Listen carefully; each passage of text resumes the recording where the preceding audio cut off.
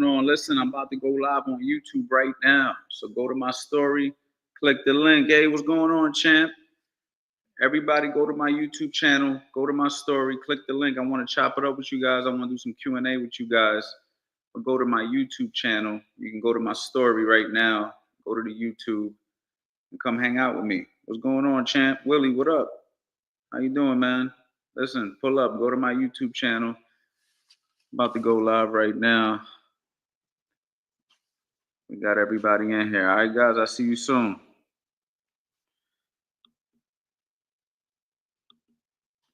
What's going on, guys? How are you? How are you? It's just me right now. Fast Eddie will be here in a minute. Just want to go ahead and say what's up to you guys, man. No days off. November continues. We're going to go ahead and answer your questions. We're going to talk some boxing. We got some good boxing coming up this weekend, man. We got Virgil Ortiz versus Erickson Lubberson, right? Lubberson? That's how you pronounce his last name, man. I'm excited about that. We've been doing a lot of live streams, man. I don't know if you guys been keeping up with us. Me and Eddie did a full demonstration 2 days ago.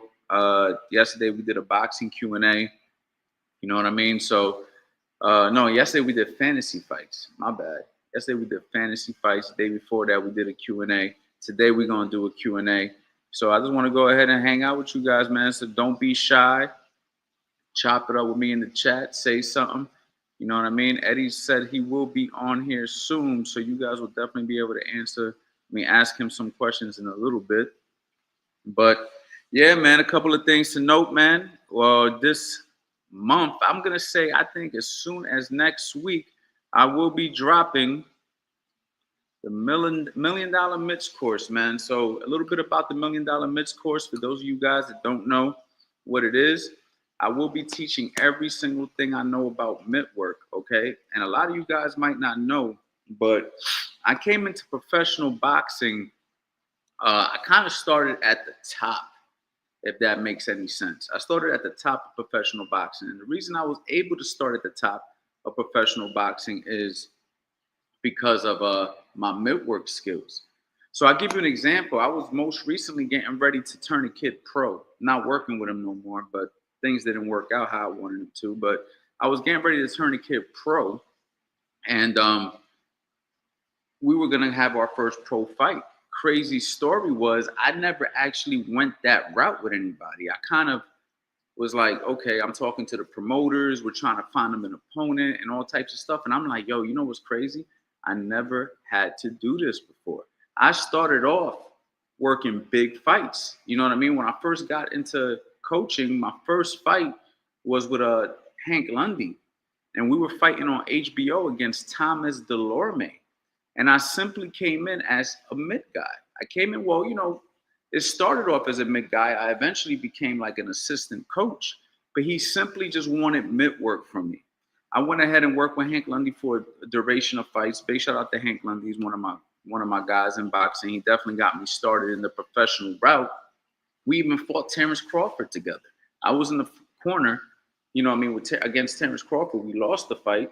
Hank did pretty good, you know, compared to other opponents that he's fought in the past. Hank did, you know, I thought it was exceptionally well. Made a couple mistakes that cost him big, obviously.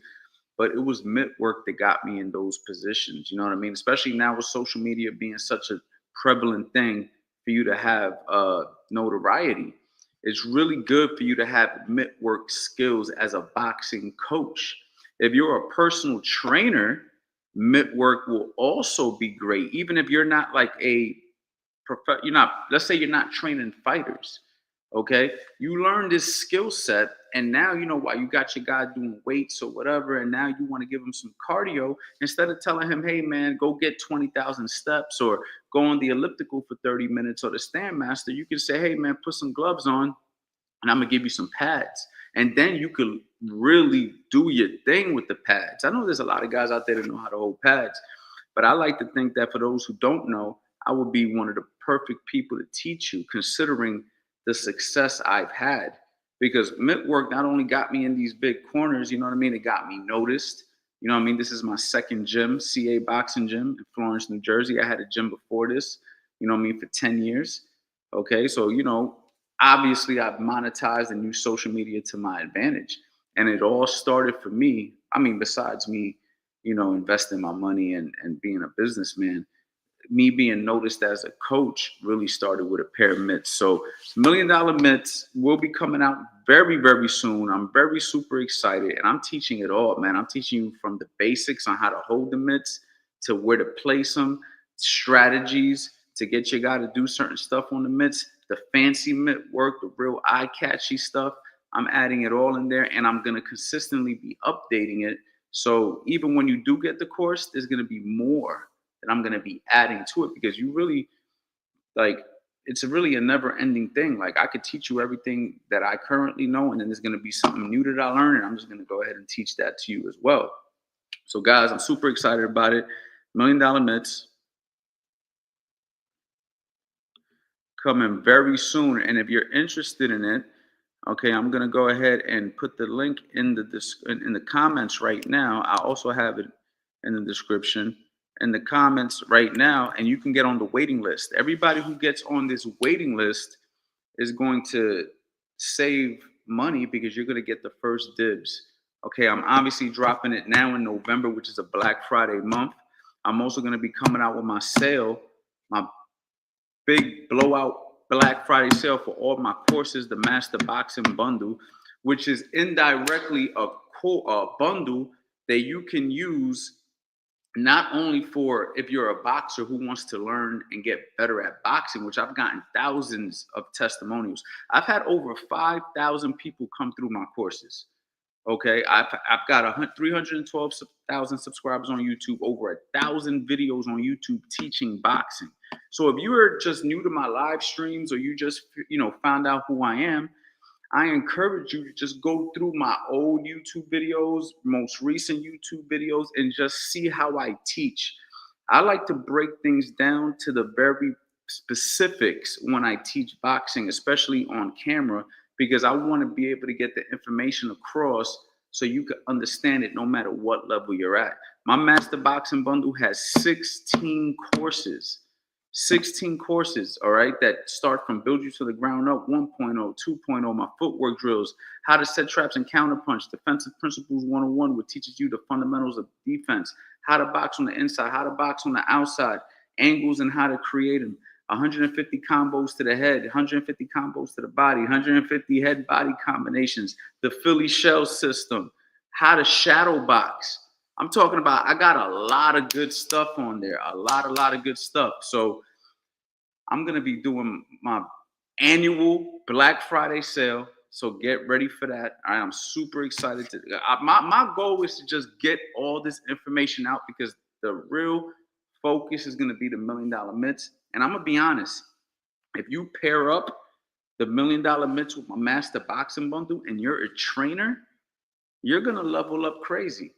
You know what I'm saying? Look, I'm not an old man. At least I don't think do I look like an old man to you? Let me know in the comments if I look like an old man. I've been in 11 world title fights already. 11 world title fights. You're not talking to somebody who's never been part of a world championship corner, okay? At my age, I've already been at 11 world title fights. I was able to do this all in my 30s, okay? 11 world championship corners, camps, and it all started with a pair of mitts. So don't underestimate mitt work. Now, don't get me wrong. Mitts isn't everything, right? Like, you got to be able to teach. You got to be able to demonstrate. You got to be able to get a guy in top shape. You have to have a good eye when a guy is sparring. You have to, be able to, I think I said get a guy in shape, condition a fighter, mentally get a fighter prepared, and to believe in themselves. These are all the things that you need as a trainer, a well-rounded trainer. But mitt work, without a doubt, is not only one of the best ways to teach, it's one of the best ways to get the most out of your athlete. Let me tell you something. I got a gym now full of people. When I get in front of them on the mitts, their eyes light up, because this is what they get excited about. Because, it's an intimate thing. Like, you're working with somebody, you're intimate with them, because you're getting them to do what you're asking them to do, and they're trying to do it to the best of their ability, especially since they're right in front of you. And then, of course, you got to correct them, correct their form and everything. And, shadow boxing is king. Heavy bag is important. Mitt work is very important. Sparring is very important, but that's for fighters. And we're talking about people who want to have the boxer's experience without getting punched in the face. What better than mitt work? What's better than mitt work? You feel me? So that's really what that is. That's something that I want to encourage you guys to do. So anyway, man, let me get in here and say what's up to some of the people. My man said Virgil can crack. I like Lubin can crack. I like Virgil, but when I saw Lubin drop Berlin with sparring, dude has power show. He's very good boxer. He's very skilled, very good boxer. I got to meet him a couple of times. I'm cool with his coach. I'm rooting for Eric, man. I'm rooting for Lubin. I hope he does it. We'll see what happens. You know what I mean? What's going on, El Campo? What's going on? Coach, what's good, man? I was gonna do the sparring that you recommended today, but I didn't get to do it quick enough. So basically, I'll probably do that next week, guys. Next week I'll have some sparring here. My beginner boxers, you know what I mean? And maybe if I could get lucky, I could bring another gym in here. So it could be like our gym boxing another gym or something like that. And what we'll do is we'll go ahead and do it live. You know what I mean? So I think that'll be really dope, really exciting. So hopefully we could do that next week. Coach Anthony, the best out. Thank you, champ. I appreciate that. Thank Father. I appreciate that. Drills to specifically break, dropping the rear hand and being more aware of it. I mean, man, don't drop when, you could hold something here, you could put something here and hold it. You know what I'm saying? I've seen guys tie a freaking hand wrap around, you know what I mean? You could put something under your elbow like a mitt. And then when you're popping your jab, bop, bop, that rear hand stays glued right here where it's supposed to be, which is on the side of your chin for the most part, right? You don't want it way up here. You don't want it way down here. You want it right by the chin because that's where you're going to release the punch. And if a shot comes to your head, you can simply bring it up, right? You bring the phone to your ear, like I like to tell people, right? You just bring the phone to your ear. Boom, right? So that's how you would block that shot. But yeah, you could put something under your arm. You could just be mindful. You could be mindful of it. You could have somebody tie something around your arm, whatever works for you. The whole goal is for you to be mindful, not drop that hand. You know what I mean? And if you're working the mitts with somebody who knows what they're doing, whenever you pop a jab, I'm shooting a hook. I'm shooting a hook at the same time. So if you like somebody throws a jab in my hand, I'm going, wow. And then as I go like that, and if you drop your hand when you throw the jab, you're getting smacked in the face. So that's what I really like about mitt work, because mitt work can correct some of these deficiencies. Real question. Have you ever had guys blame you for losing or getting touched up, especially when they are somewhat green or even 4 years experience? I always see young fighters. No, I've never had a fighter blame me for getting touched up. I've been fortunate, man. The guys who I've worked with that train under me they usually develop pretty well, or they already are pretty good fighters when they come to me. When I fell out with fighters in my career, it's been more about miscommunication after fights, business, things of that nature. But I haven't had too many fallouts because of instructions or anything that I've done. You know what I'm saying? Like, it's just been more miscommunications, and or it's just not worth it for them, and it's not worth it for me any longer to work with each other. So we just part ways on a mutual basis. But I'm still pretty good with every fighter I've ever worked with for the most part. I don't have many enemies in boxing. I've worked with Tevin Farmer, Raymond Ford, Hank Lundy, Outlaw Eric Hunter. These are all people that I could walk up to and say what's up to them and show love to them. You know what I'm saying? Most recently, Raymond Ford, who won the world title. I mean, we just got off the phone and I got him hooked up with Jake Paul so he could, go ahead and spar with Jake Paul. So, I mean, everybody's in good standings. We're in good standings, whether we work together or not. But for the most part, as far as me getting blamed for instructions, listen, at the end of the day, the stuff that I'm teaching you is going to work. And if you're not executing, a lot of the times that's the fighter, because I'm never going to tell a fighter to do some bullshit. You know what I mean? I'm usually very basic with my instructions, especially when they're sparring. I keep it simple. You know what I mean? And we've had good success, man. I've had far more success with my fighters than not success. You know what I mean?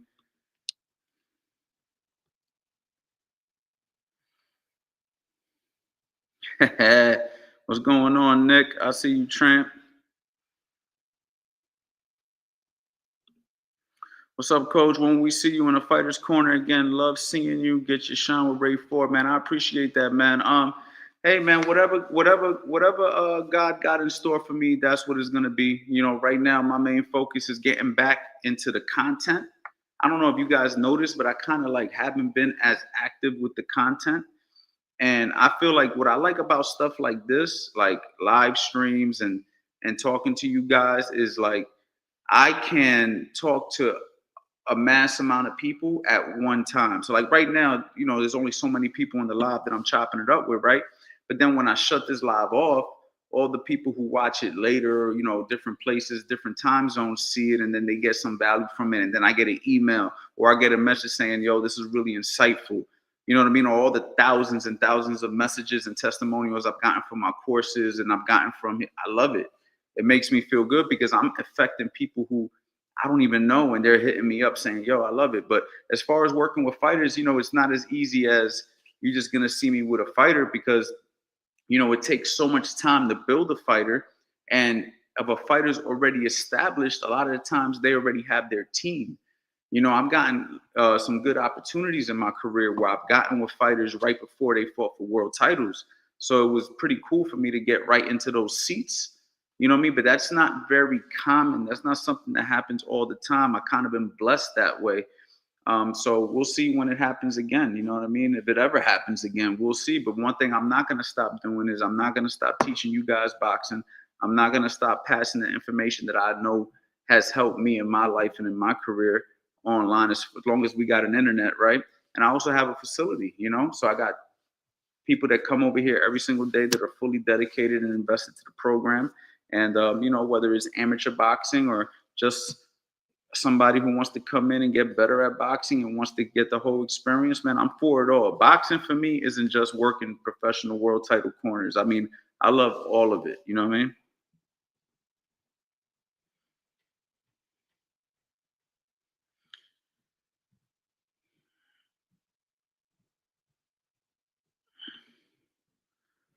Fellow coach here, what should open class boxers be working on? Open class boxers should be working on everything that, you know, all boxers are working on their technique, working on their combinations, whatever level they're at, their footwork, and they should be getting some very good quality sparring.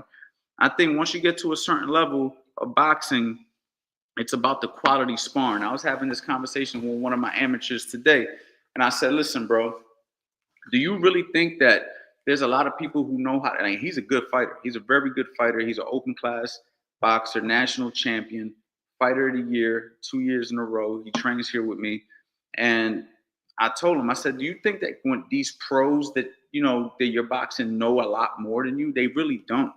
Like a lot of these pros that are pros don't know much more than the amateurs that I got, except that they know how to pace themselves. They know how to place punches better through experience.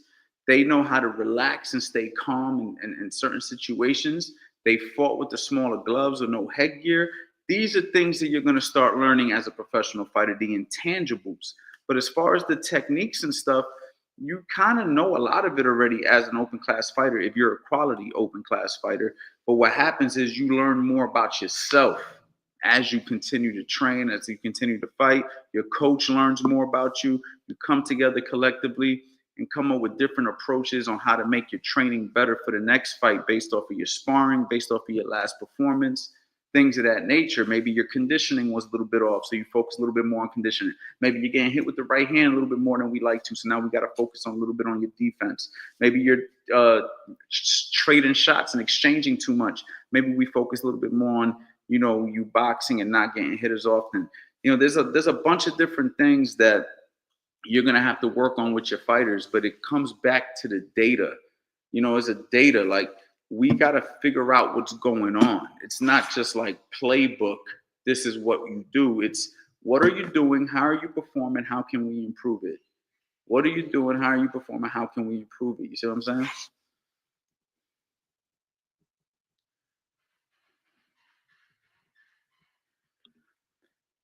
I'm almost 44 at this point. I just want to learn and honing in my craft. Still enjoy it. Let your passion burn, gentlemen. 100%, bro.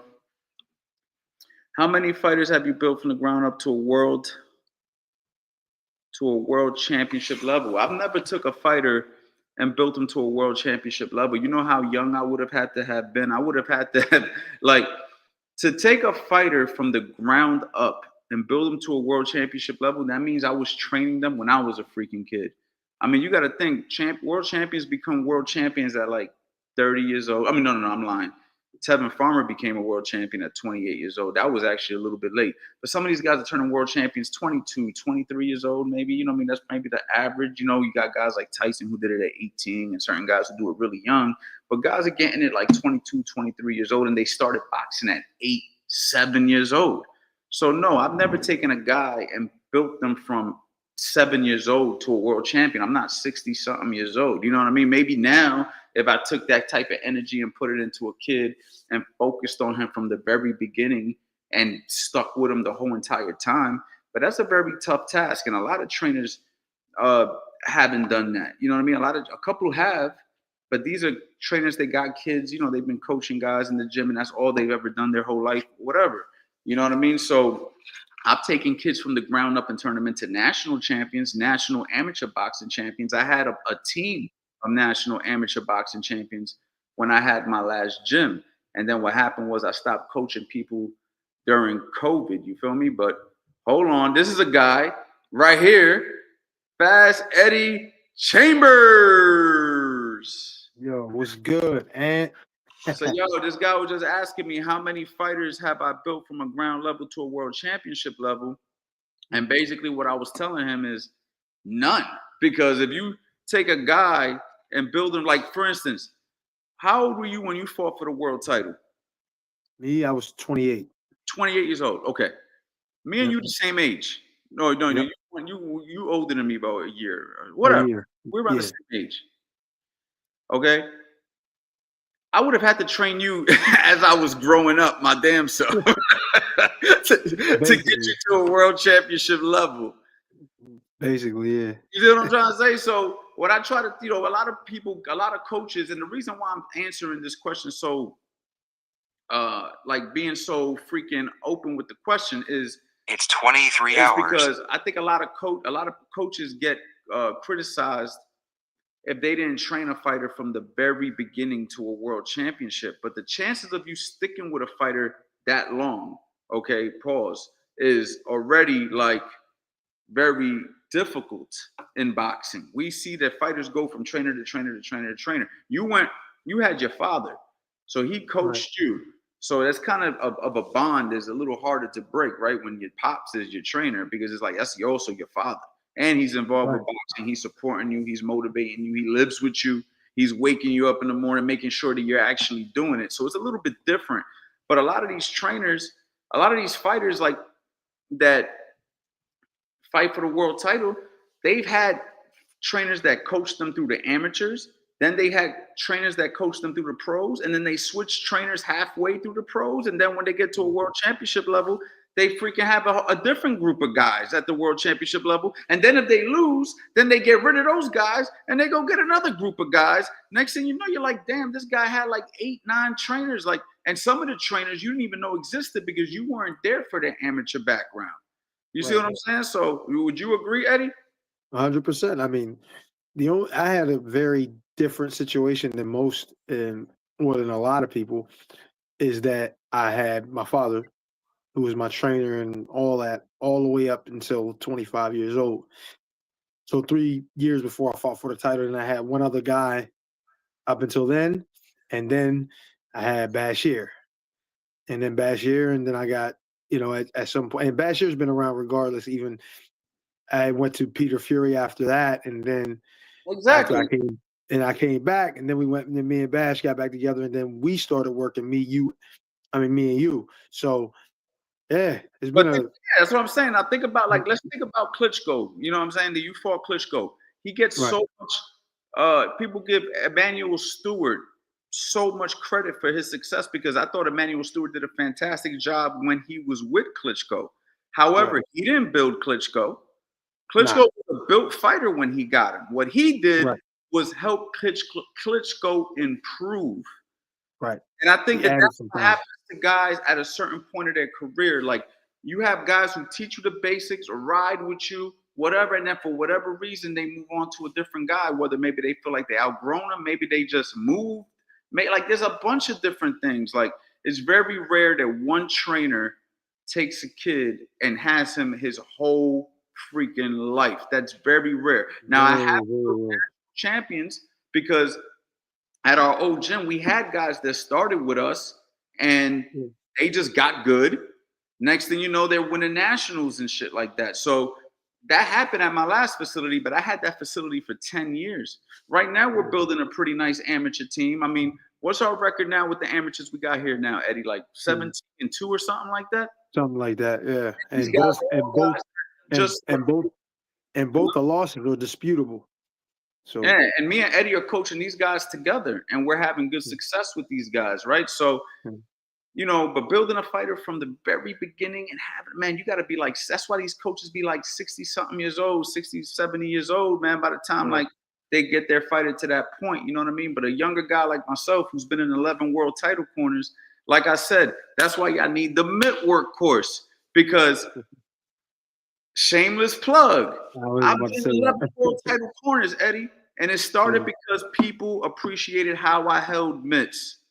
And I am okay with admitting that. I am totally fine with that. You still got to have a boxing IQ to hold mitts properly to help a fighter get to that next level. Now, with Raymond Ford, I came in as a lead trainer because he had a lead trainer who said, I want you to be a lead with me. I don't want you to be under me. And a big shout out to Coach Reg.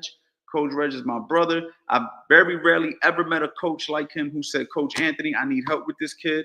And when we got Raymond Ford, I got with Raymond Ford, I think he was 11-0 with one draw. He just had a tough fight with Eddie Vasquez.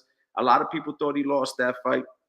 I came in right after that due to Coach Reg calling me and saying, Coach Ant, I think you're the perfect fit, and I need you to help me with this kid. I came in, Raymond was very open to me, and we fought 4 or 5 times together, I think 6 times, and then we had the fight of the year on the zone.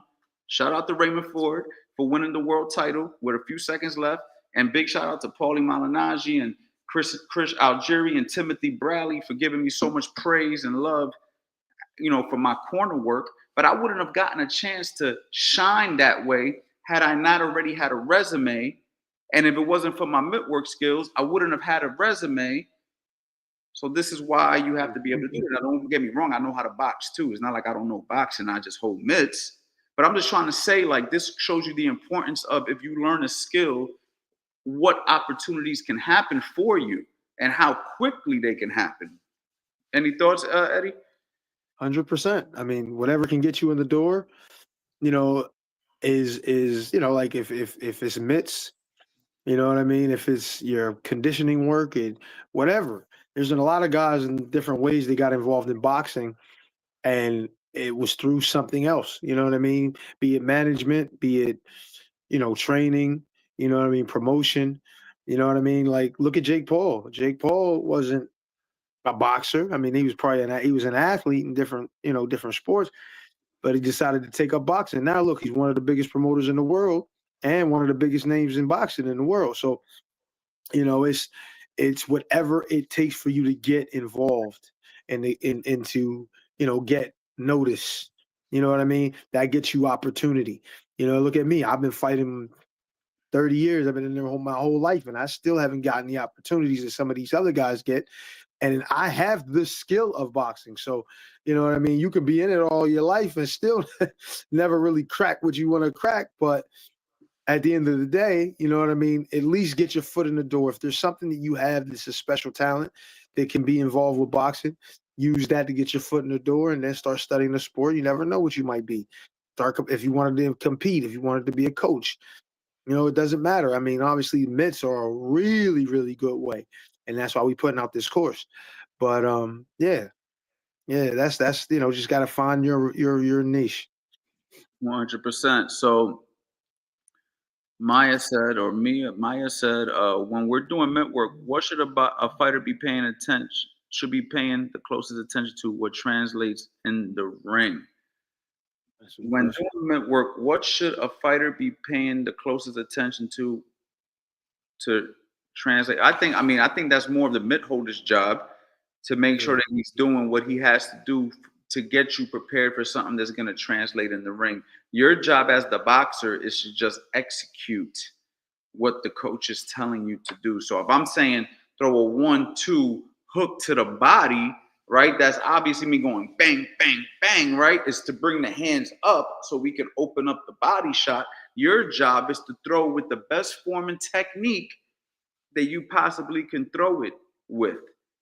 So that's what you need to focus on. So it really comes down to the mitt holder in this situation. If the mitt holder isn't doing the right job to get you prepared for fight situations, then you're not going to be getting, it's nothing you could do about it. Like, you could be the best fighter in the world, but if I tell you throw a hook here, a 1-2 up here, how are you gonna benefit from that? So it comes down to the mitt holder knowing what they're doing, and that's why you need a trainer who understands the difference between holding mitts for fitness, holding mitts for extravagant views on Instagram, and holding the mitts for technical stuff that's gonna happen in an actual fight. I like to think that I could do it all. You know what I mean? And I like to say that I'm showing it all in the course. You know what I mean? I got to keep plugging the course, Eddie, because it's coming out next week. Yeah, I'm just keeping it real. Like, if you want to put together a fancy mitt work rendition, when people see like the Floyd Mayweather, please understand, I'm usually doing that for one of three reasons. Reason number one, it's a lot of fun. The person hitting the mitts loves it. It gets them to work, move their head, combinations, moving quickly. Everything's happening quick. You got to react. So it does help some reaction. It does help some reflexes, okay? But I would not consider that by any shape or form how you're going to fight. Second thing, obviously, is eye-catching. If I'm a personal trainer in a box gym, people are going to see that. They're going to want to hire me. If I post that on Instagram, people are going to see that. They're going to be interested. Either they're going to follow me so they can see more of that, or they're going to DM me because they want to try that because it looks like a lot of fun. And reason number three is good cardio. Like, it's going to get your heart rate up. It's going to be moving a lot. But one thing it's not going to do, it's not going to teach you like what's going to happen in an actual fight. When we're working on what's going to happen in an actual fight, there's different ways to hold mitts for that. I might focus on technique. I might focus on strategy. You know, I might be moving around the ring, making you cut me off. I might be pressing you, having you circle around me. Or I might just be sitting there and just getting you to focus on turning your punch over. You feel me? There's so many different things you could do on the mitts. It's the most versatile tool in a boxing gym. If you have the right holder, arguably it's the best tool next to sparring and shadow boxing, because I can do defense drills, counter punching drills. I could do it all with the mitts. There's really nothing I can't do with the mitts. What do you think, Eddie?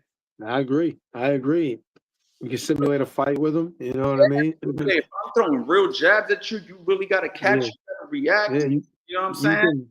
You can literally make it as close to a fight. As I even had guys like, you know, my guy Bashir, he would say, yo, you know, there's been times he had, you know, fighters they used to train. I think he mentioned one time it was Mo Harris, and Mo Harris is like one of the best fighters you never heard of, but he was super nice.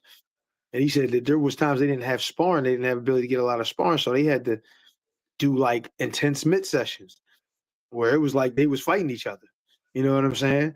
And you know, he's obviously leading him into doing the right things, but at the end of the day, you know, if you don't have something like sparring, or you know, even the ability to hit a bag, if you got mitts or you got your hands, you can definitely turn that into something that actually replicates what you might be doing in the ring. So, yeah, man, I think mitts probably third on my list, though. You know what I mean? If I'm going to say, I mean, if you have a trainer, 100% mitts are like, you gotta, you know what I mean? But I would still say shadow boxing and sparring are the two main things that are going to really, really, really help improvement. But as far as game planning is concerned, with you and your coach, the mitts is probably the go-to. You know what I'm saying? That's the go-to. And that's why so many fighters look for coaches that can hold mitts. It's also a good motivator because sometimes you listen, when you've been boxing for a long time, like let's just say 5, 6, 7, 8 years, or even if you just started. If you just started and you're getting bored with it, holding mitts will keep you in the game. If you've been doing this a long time and you're getting bored with it, mitts will wake you up, motivate you. The only thing that I think can motivate me more than a pair of mitts would be sparring, because I like to, when I was competing in boxing, and even when I stopped competing and all I think I want to do is train, if I'm not sparring, I'm not even interested in hitting a heavy bag or nothing. Like, that's why I don't even really box nowadays. Now, like, I can still move around. I posted videos of me shadow boxing, hitting the bag. It's quite obvious I can still move, and I definitely can still spar if I really wanted to. But my thing is, if I'm not looking, because I don't want to get hurt at this point in my life. I don't want to go in there. I don't want to get hurt. I don't want to hurt nobody. When I say I don't want to get hurt, I don't just mean somebody hurting me with a punch. I mean messing my wrist up, tearing my shoulder or something like that. Because as a trainer, I need to be healthy so I could go ahead and train people. And I'm not really looking to get hurt. I already boxed thousands of rounds already with people in the ring, so I don't need to keep doing that. But my whole point is, if I'm not sparring, I don't even get excited to do the boxing workout anymore due to how long I've been boxing. How do you feel, Eddie? I know you should. If anything, you've done. If I box 1,000 rounds, you box 10,000 rounds. What are your thoughts? Yeah, 100%. I agree with that 1,000,000%. Actually, there was a period where and even now I come in the gym and every once in a while I'll jump in the ring with the kids. You know what I mean? Let them throw punches at me. But honestly, the motivation to just go and hit the bag for exercise and shadow box, even for me, the mitts, like it's not there. But the sparring, the sparring is like, that'll get me kind of.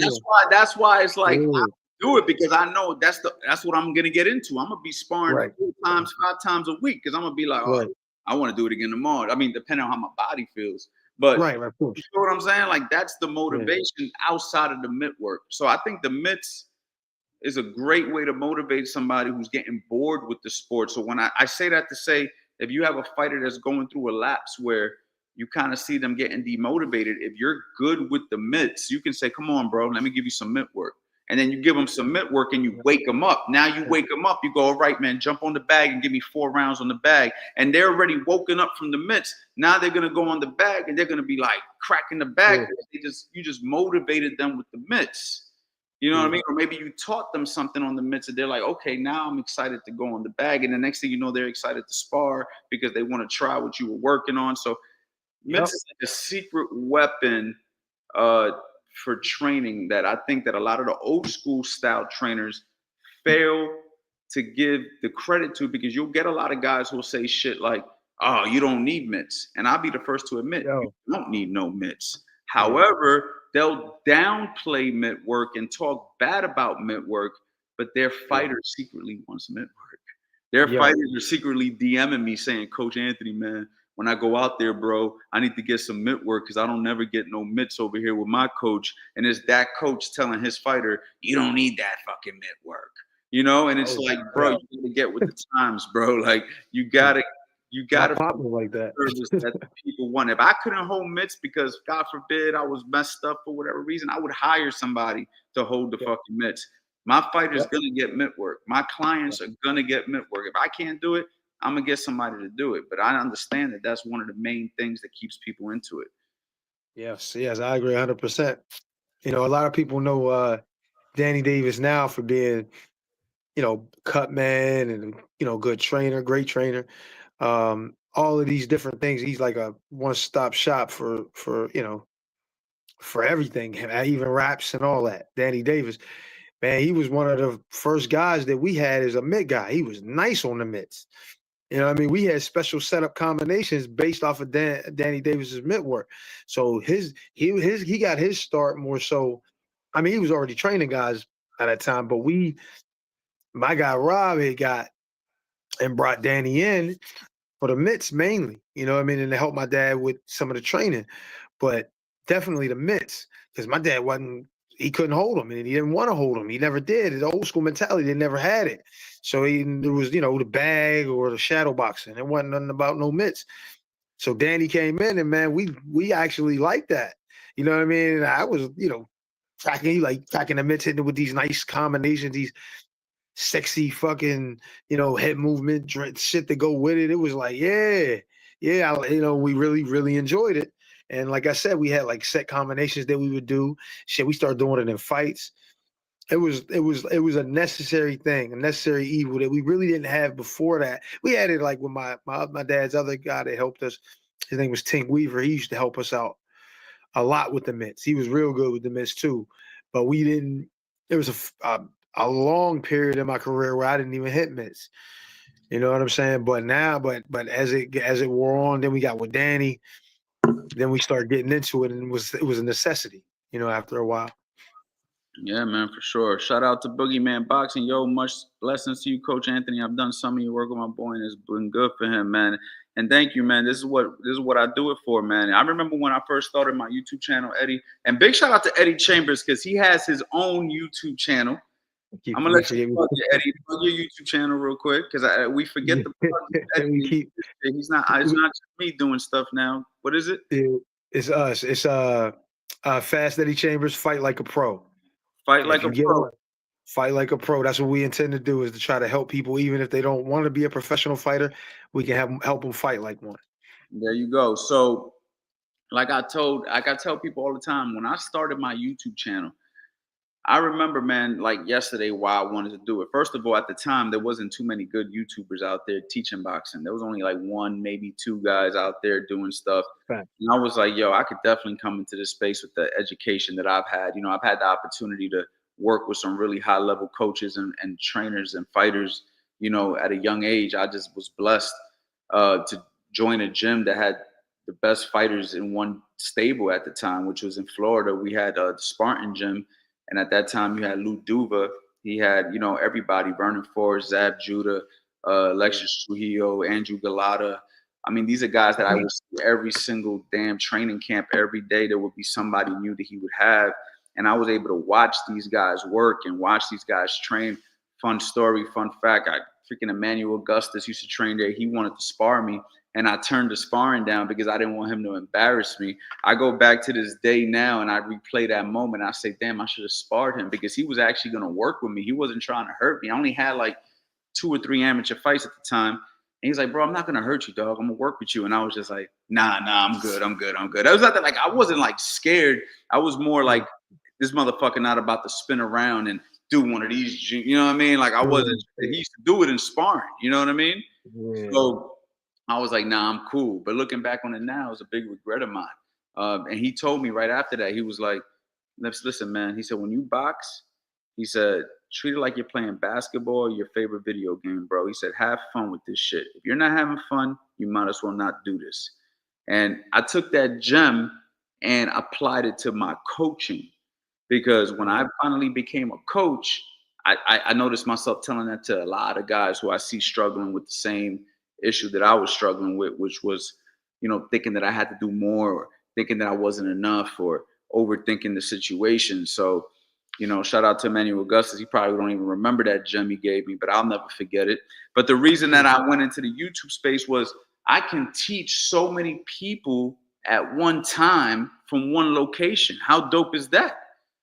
Like, sure. Like how much doper is that? Like that I could be sitting right here in New Jersey and I could be talking to somebody in freaking the UK, like, and teaching them something, and they're gonna take that back to the gym, apply it, practice it, and they don't even gotta be live.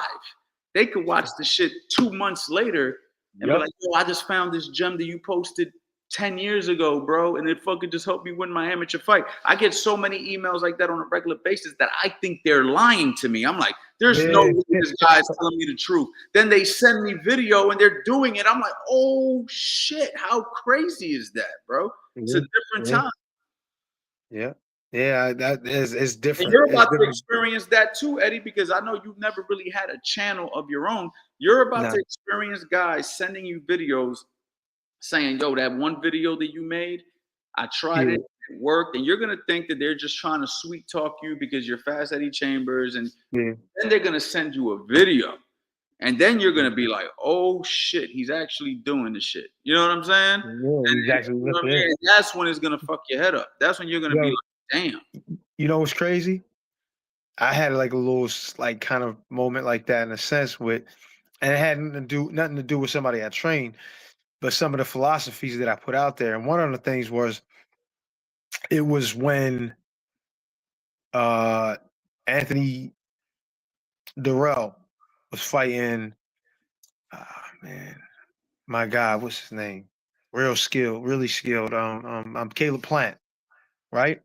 Hey, remember that nasty knockout that happened at the end of the fight? It was I told the guys, and I always tell them after you throw the hook to the body, which is what he Reset. did. Yeah, reset outside the elbow. Don't just throw the hook and just stay there. A lot of times you can get shots coming in the middle. But the crazy part is when they do that, you can't see the guys. You can't see his head, nor can you see his left hand. That's what really got Durrell messed over. He's thinking that, oh, he's on that side. He's like kind of just ducking. He's not thinking about firing. That's why he threw his hook. But at the same time, I always say we make mistakes as humans. So even though his right hand was up, as he started throwing the hook, it dropped. And then when Caleb Plant came up top, which is a combination I typically don't like for my guys to throw because of the mistakes, he came up top, Durrell's hand dropped, and he had beat him because he couldn't see him at first. He had threw the hook. Durrell couldn't see it coming. Boom, caught him, knocked him out. So the same thing that I explain daily to my guys, to our guys, showed up in that fight. And then there's a couple other things that happen. I don't got to go into all of that, but that happen when I tell them simple little things, small little details. And they're actually showing up. And it's crazy that I've been saying these things, but we don't get a chance to see it all the time. But in those cases, I was like, damn, that's a perfect example. I need to really take it, and I wish I could, but I'm worried about us being copyrighted and shit, is to put that on the channel and show, and tell these kids and these different guys what I've been talking about. Well, you know what I'm gonna do one day, guys, because I actually have a backup YouTube channel that I made, and I'm actually streaming to it right now. I don't think probably anybody's on that one, but if there is, either way, what I think I'm gonna do is just to be safe, I'm gonna go live on here, guys, and then I'm gonna filter you guys over to the other YouTube channel, and then what we'll do is we will go live, do the film study there or something like that, like just so we. That might be a good idea. That'll be like a dope little film study type thing. And just to, if they ban the channel, I'm rather them ban that channel than this channel, because obviously I've built so much on this particular channel. I would hate to lose this channel. So, I just want to play by the rules. I don't really know what the rules are, and I'm not going to risk it. You know what I mean? I've already been struck once for that. You know what I'm saying? So I don't want to have no particular issue, but we'll definitely do like a film study or something like that. I would love that. But yeah, man, bro, like teaching online is very underrated. Matter of fact, how about that one kid that comes to our gym that spars with Javon all the time? The Southpaw. Oh, you talking about I was about to say Javon. Jameer. Jameer. He's good. Us with very little experience, but this kid got some skills. A lot of it is him watching boxing and learning on his own. Like he learned a lot before he even got with us, and he had 0 amateur fights, but he's doing stuff like Shakur Stevenson. And I'm like, yo, where did you learn that? He's like, I just watch a lot of boxing. So it's like, it's a different time, bro. It's not like he was coming up. It's a different time. The access to, watching videos and watching fights. I mean, you could watch fights on YouTube all day long. Back in the day, we had to put a fucking tape in a VCR, sit down, watch it, and then, CDs, Now you walk around with the shit in your hand. So it's like you could just study, and next thing you know, you're learning. You could literally put the damn phone on a tripod, put on your favorite fighter while they're hitting a heavy bag, and you could try to emulate what the hell they're doing. And if you don't understand it, you could watch one of my courses that explain to you in detail why you're doing it, and you could see it in a fight being applied and put two and two together. Next thing you know, you're coaching yourself like to a degree. You know what I mean? And it's an advantage that I think that the new generation has that we didn't have. Facts. Yeah, we did not have these, like a lot of this information aside. I mean, obviously the internet didn't exist to the degree that it does now. And unfortunately for us, that led to us just having to be, and it's not necessarily a bad thing. I mean, we had to trust the people that were around us and the information that we could get from those people. And it was good for us. Some people didn't have it so good. So nowadays you can be in a gym with a complete, goofy, disrespect, but you can find guys like Coach Ant and me online and figure out the real and the right way to do things. And man, it would have been nice to, even though I had a great trainer in my dad, and over the years I've had a lot of I've been around a lot of great people in boxing. It would have been nice to have another reference, like another way to get information. You know what I mean? The internet, and it would have been a real nice addition to what we already had. We already was watching other guys' training habits. I was watching Shane Mosley and different guys, their training habits, Floyd Mayweather, Roy Jones, different things that they were saying, what they would do. And we would try to emulate it and try to mimic some of it. And but if we had the internet back then, we'd have had our own little thing based off of what they did. Bro, like if you wanted to learn from Emmanuel Stewart, or if you wanted to learn from Freddie Roach or whatever, like you had to like study them. I mean, some of those guys. I think Freddie Roach at one time dropped like a DVD or something teaching some stuff, but like they weren't doing it at the level that we're doing it now. Like right now, you got boxing instructionals.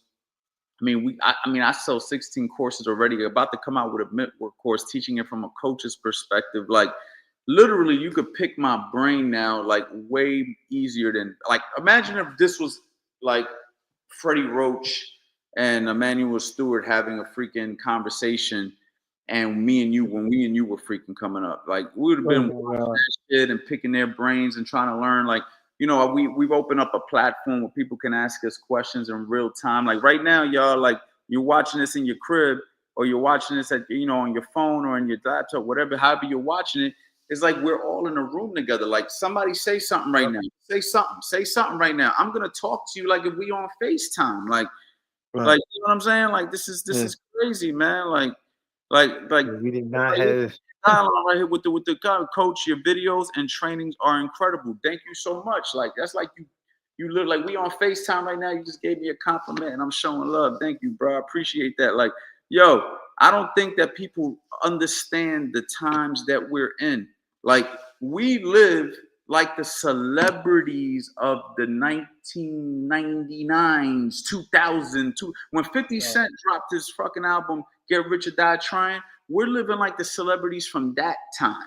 Like you got guys now that haven't done anything in boxing. They got boxing channels, and when you see them, you're like, oh, that's that dude who got the boxing channel. They've never fought, they've never coached nobody there, but they make content, and you're like, oh yeah, that's the boxing guy. And it's like they became somebody. Why? Because they utilize their platform and they talk about boxing. And yo, it's like, no, I'm not trying to hate on them or nothing, but what I'm trying to say is like, yo, we're in a different time, bro. Like we're in a different time, and having access to this type of information is like, and I'm not trying to toot my own horn. I'm a teacher and I'm giving you guys game all the time, but my thing is like, y'all need to take advantage of this shit. Y'all really need to, because whatever I'm trying to learn, if I go on their YouTube channel and they're doing a live stream, I'm jumping on that shit. I'm supporting them because I'm trying to learn, bro. I'm trying to get better. I'm trying to elevate. If you're watching a boxing channel, chances are you're trying to get better at boxing in one shape, way or another. You know what I mean? Or you really just appreciate the sport. You feel me? So take advantage, bro. Take advantage while we got this, because you don't know what could happen. One day they might zap this shit and the internet's gone. Be like, oh, remember when we had the internet? And they took it away from us? You never know. So take advantage of it now. Yeah, I agree. I agree with that. You use us here. Use us. Use these resources Facts. because you know what I mean. Whether you whether you were like whether it's around forever or not, use them because what we got going on, the world needs to see. You know what I'm saying? This mid work course is definitely one of a kind. I don't know if I've never seen anything like this coming out. So yeah, we gotta take advantage of this. Facts, guys. I'm dropping the link one more time in the chat, and then I'll go ahead and drop it in the comments after when I shut the live off. Join the waiting list. First dibs will be on the waiting list. I expect to have this out, at least our early access, as early as next week, guys. I'm probably going to do an early access because what's dope is even when I release it, let's just say I don't have all the videos in there that I want to do. I'm just going to constantly be updating it anyway. So it's going to be like, you guys just want to get the early access because that's going to be the cheapest it's ever going to be. Because one thing about this is not only going to give you a skill set so you could be better at mitt work, you're going to be able to make money. I think that people don't understand this. Like I tell people, like mitt work is no different than going to a good barber. Like Yeah. you're going to hire the better barber, right? If I'm going to get a haircut, I want the barber who got the track record of giving out a good haircut. Well, Yes, sir. it's the same thing with the boxing coaches. If you're gonna, somebody's gonna hire you as a guy who's gonna get them in shape with the mitts, or as a coach, they're gonna go to the coach that is just better at what they do. So let mitt work be what brings you in clients, attracts fighters, helps you teach your kids, whatever, however you want to use this. But I know for a fact you're gonna get a return on the investment 100 times fold if you watch the modules, you practice them, apply them, and market yourself and do what you're supposed to do. You know what I mean? Bro, I learned by being there recording it with you. That's Right. true. You saw it. I'm like, oh, so that's how I hold that for that. Okay, I'm gonna use that. You know what I mean? We gotta definitely. I mean, definitely, this is gonna help a lot of coaches.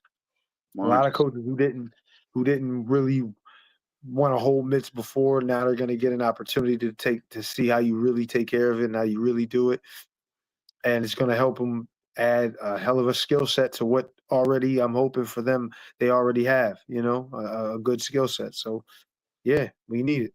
Yep. We are in New Jersey. We are in Florence, New Jersey. It's like Central Jersey, right by Trenton. That's where our gym's at. So we do have a gym where you will have access to us. And fun fact, me and Eddie actually do the coaching here. We're not just putting our names on this. We're actually in the We in it. building coaching Yes, you sir. guys, right? Which I think Yeah. that people don't quite understand what that is. Some of these members, Eddie, you know what I mean. I don't think they quite understand what they're dealing with. Like I think they get it, but they don't truly get it. You know what I mean? But Right. but we go Wait till they somewhere, come. they'll realize. Wait till they come in there, and then they see us in there in the flesh. Like, oh crap, these dudes really here training. Yeah, that's what we said. Come out.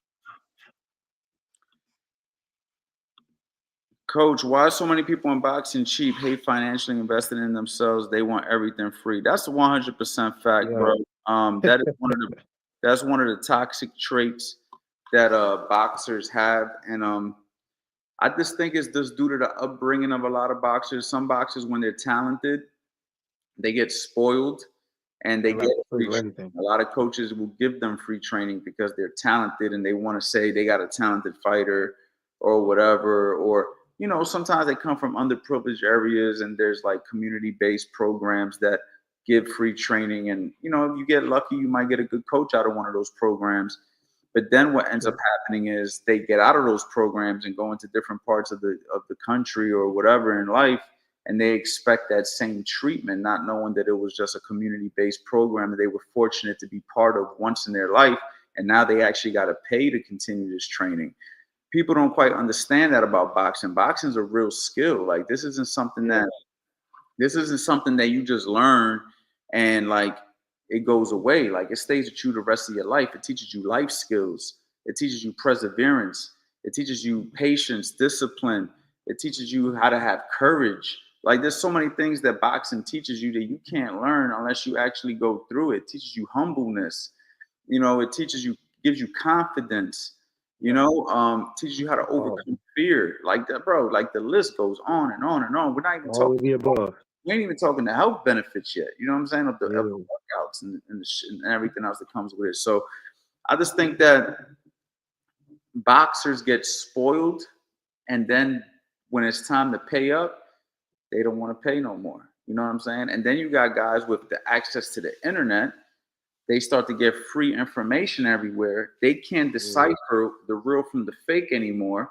So now they just want to surf the web, and I'm gonna get information from this guy. I'm gonna get information. Yeah.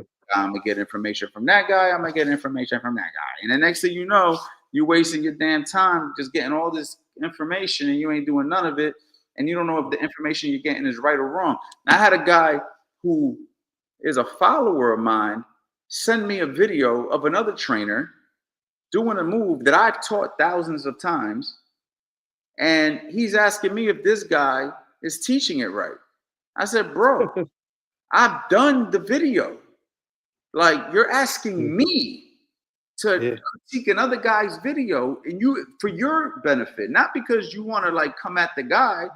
You want to get information from everybody. You know what I'm trying to say? You don't even realize, bro, you got the right information. Just stick with what I taught you. But you want to go run over there. So go ahead. Now I'm gonna let you figure it out. I'm not gonna answer if, and I wasn't trying to be disrespectful. I'm like, bro, I made the video 1,000 times. You follow me, you trust me, but yet you still want to go ask me if another guy's doing it right or wrong. I can't participate in that now. Now it's like it's a little disrespectful at this point. So what I'm gonna do now is just let you go on your way, because you have to know the real from the fake. If you're gonna get information from people, what's the track record? What have they done? Who are they? You know what I mean? If you're telling me a guy who has never coached anybody at a professional level, never fought at a professional level with good skill, then I don't know what to tell you. You know what I'm trying to say? Like, you know what I mean? Like, I don't know what to tell you. Like, you got to do your background check. You know what I mean? Yeah, man. Find out the real information behind what these guys are doing. Because, like I said, if they could, you'll get strength guys or conditioning guys coming into boxing thinking they know the sport, never having learned really even learning how to box. And it's just, I'm not saying that they can't become a trainer, but they definitely need more information. They can't just come in there and just saying what they think is right and not what they know. So, let me answer this question right here. Shout out to the super chats. The super chats get answered first once I see them. What's up, coach? Haven't spoke to you since the Crawford fight. Hope all is well. What's your breakdown of what happened in the fight? How did you score it? And how do you view Bud going forward? Top 20. For me, the fight kind of went exactly how I predicted it. I did a prediction on it, and it went exactly, for the most part, how I predicted it. So as far as how the fight went is what I expected. Now, I thought the decision was good. I thought they were giving Canelo too many rounds. I thought the fight was too close. I thought that when I seen how close the fight was, I was like, what the hell are they watching? I thought that Crawford was clearly winning the fight. I don't think that it was as close as they were making it out to be, at least in the first half. I thought Canelo did a little bit better later in the fight. But do I think that Crawford is top 20? I can't answer that right now, because I would have to really see the top 20, and I can't think right now off the top of my head who would be in that top 20. So I don't want to answer that question, because I do think there's a lot of great fighters. I feel like, no disrespect to Crawford, because I think Crawford's a phenomenal fighter. And Eddie, you can correct me if I'm wrong. I think he's a phenomenal fighter. However, in a sense, and I hate to say this, I feel like he skipped the line a little bit, like when it came to this Canelo situation. Like, he was talented, and obviously he couldn't get a lot of fights, and he had promotional issues. And I know that he doesn't control all of that. People didn't want to fight him when he wanted to fight, whatever. But he went from 147, fought once at 54, and then went right for the top dog and happened to win. Yeah, it's so it's like he skipped the line. Like, I can't like give him like he's over this guy when these guys had to fight everybody to get to that position. You understand what I'm trying to say, Eddie? 100%. I mean, it's just like he skipped the line because of his resume at that point. and him beating Spence and then moving up to 54 and then winning that fight. And also the Charlo situation kind of helped this get made too, I think. Being that Canelo was able to go and do what he did to Jermell Charlo, I think gave him even more confidence to step in there, or even his people more confidence for him to step in there, just thinking he was too big, too strong for Crawford. You know what I'm saying? So, and then remember, Crawford is Crawford. He was undefeated at that. He's undefeated. He's what 40 wins, no loss, 41 or 42, and I was like, he's the biggest name that you won't get in boxing. That's close enough to warrant a huge crowd and huge payday. So yeah, he was definitely going to skip the line to the front of the front. You know what I mean? Because he was the biggest. It was the biggest fight that they could think of to make in boxing at the time. Yeah, I mean, I say that with the most respect I could possibly say it. You know what I mean? Because I don't want to take Yeah. away any of his accomplishments, but I just feel like now once we start jotting him down, like, people putting him over Floyd, some people putting him over Floyd Mayweather and stuff like that, and it's just like, Yeah. can't do that, bro. We can't do that. Yeah. Like, we can't take away his win. He did a fantastic job. He beat Canelo. He did the unthinkable to a lot of people. Not to me, but to a lot of people. He did the unthinkable. But we still can't forget, we can't name that many people on his resume that were like the same level as a lot of good fighters out there who fought a lot of good fighters. Like, and that's just what it is. Like, Crawford fought some names, but he didn't fight as many as somebody. I mean, arguably Usyk fought better names and more people than Crawford. And I mean, so like, do we rank Crawford over Usyk? Like, Usyk was an Olympic gold medalist. He freaking cleared out the cruiserweight division, then went ahead and went to heavyweight and won the heavyweight title and beat a couple fucking great heavyweights. Like, beat Tyson Fury. Like, you know what I'm saying? Like, so even of this era, can we even say Crawford's number one? Even though if you ask Usyk, he'll say Crawford. If you ask Bill, these guys all got so much respect for each other. But my whole thing is just like, I don't know, man. Like, and I can't even think off the top of my head all these other great fighters from the history of our sport that's fought a lot of good fighters. That's why I can't answer that question. Yeah, it's hard. It's hard to give Crawford the nod over Floyd, being that Floyd's undefeated 250-0, and he has the most world champions I think ever that he's beat, and the biggest names and some of the biggest names in boxing at the time. It's like you can say what you want to say about him, but he has one hell of a resume, regardless of when he fought who and when they. You know what I mean? He's got a hell of a resume. It's hard to overlook that. You know? But hey, man, fun fact, man, as a coach, I took a loss to Crawford with Hank Lundy. So got a chance to say that he was on the other side of the ring against arguably the best, fighter in the smaller weight classes, like welterweight, whatever, Floyd Mayweather. I mean, we could say that, since Floyd, I think Crawford deserves to get handed the torch. He's definitely who took it over. He's definitely holding the torch right now, as far as that's concerned. Yeah, you know what I mean. So I mean, I got a lot of great things to say about Crawford, but I'm just when we're talking like facts, we got to break down the facts. You know what I mean? Yeah, that's a fact. Yeah. You know what I mean? Yep. All right, y'all. So listen, man, we're going live every single day for the month of November, man. We've been live for an hour and 10 minutes. I'm going to cut it right now. I'm trying to keep these lives at an hour because I'm going live every single day. I'm going to be honest. This live is kind of lit. I don't want to leave. If you want me to be completely honest, I could probably talk to you guys freaking for another 2 hours. But,